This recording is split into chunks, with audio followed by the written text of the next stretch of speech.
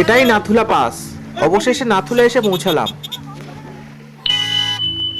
প্রচণ্ড ভিড় নাথুলাতে। স্নোফলের কারণে এতদিন নাথুলা বন্ধ ছিল। প্রায় 1 মাস পর নাথুলা খুলেছে, তাই এত ভিড় আজ। শহরের কোলাহল পেরিয়ে যদি মনে হয় পাহাড় ডাকছে, তাহলে সিকিমের হৃদয় গ্যাংটকে একবার পা ফেলতেই হবে। আজ চলুন দেখে আসি কলকাতা থেকে গ্যাংটক পৌঁছানোর সম্পূর্ণ ভ্রমণ পথ আর না জানা কিছু ইতিহাসের গল্প। প্রথমেই বলি, গ্যাংটক যাবেন কিভাবে। কলকাতা থেকে নিউ জলপাইগুড়ি সরাসরি ট্রেন আছে হাওড়া এবং শিয়ালদা থেকে, যেমন দার্জিলিং মেল, পদাতিক এক্সপ্রেস, কাঞ্চনজঙ্ঘা, কাঞ্চনকন্যা এক্সপ্রেস বিভিন্ন। সরাসরি এনজিপি থেকে গ্যাংটক পৌঁছানোর বাস বা শেয়ারে যেতে পারেন, জিপের ব্যবস্থাও আছে। আর বিমানপথে পাইকাং এয়ারপোর্ট পর্যন্ত কলকাতা থেকে যাওয়ার ফ্লাইটও এখন আছে। ফ্লাইটে যেতে ওই 1.5 ঘন্টার মতো সময় লাগে। তারপর গ্যাংটকের পাইকং এয়ারপোর্ট থেকে গ্যাংটক শহরে ঢুকতে 1 ঘন্টার মতো রাস্তা, 30 কিলোমিটার মতো রাস্তা হয়। এছাড়াও কলকাতার বাগডোগরা থেকে সরাসরি যাওয়ার বিমান পরিষেবাও আছে। বাগডোগরা থেকে গ্যাংটক 4 ঘন্টার মতো রাস্তা।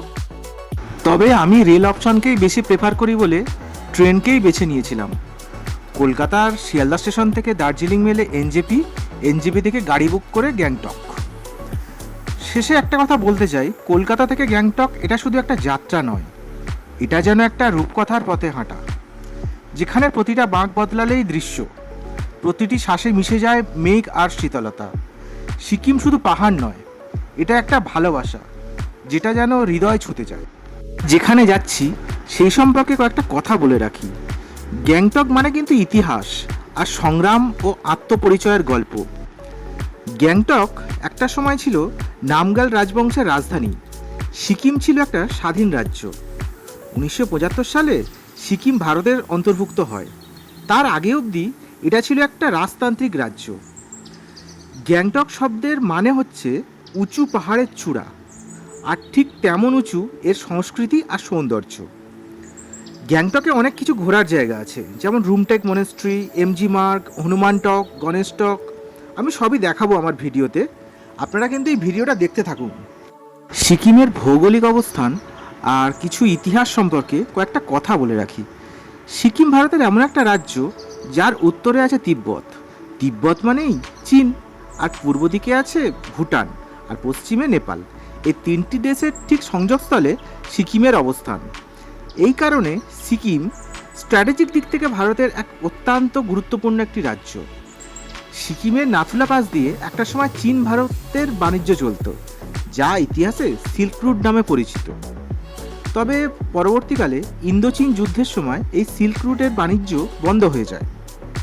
তবে 2006 সালে রাজনৈতিকভাবে আবার সীমিতভাবে হলেও শুরু হয়। নাথুলা হলো চীন ভারতের সীমান্তের সেই জায়গা যেখানে দুই দেশের সেনারা মুখোমুখি অবস্থান করে। তাই আন্তর্জাতিক দৃষ্টিকোণ থেকে সিকিম অত্যন্ত গুরুত্বপূর্ণ একটি রাজ্য। এবার সিকিমের কালচার সম্পর্কে কিছু কথা বলে রাখি। সিকিম ভারতের একটা ছোট্ট রাজ্য, কিন্তু তার সংস্কৃতি যেন হিমালয়ের কোলে লুকানো এক বিশাল মানব শিল্পের জাদুঘর। এখানে শুধু জাতি বা ধর্ম নয়, একসাথে মিলেমিশে থাকে বিশ্বাস, ঐতিহ্য ও প্রকৃতি। সিকিমে সাধারণত 3 ধরনের জাতিগোষ্ঠী লক্ষ্য করা যায়। 1 লেপচা, 2 ভুটিয়া, 3 নেপালি। আর ধর্মের দিক থেকে দেখলে এখানে হিন্দু এবং বৌদ্ধ ধর্মের সমন্বয়ে সিকিমের সংস্কৃতি গড়ে উঠেছে। এখানকার উৎসব সম্পর্কে কয়েকটা কথা বলে রাখি।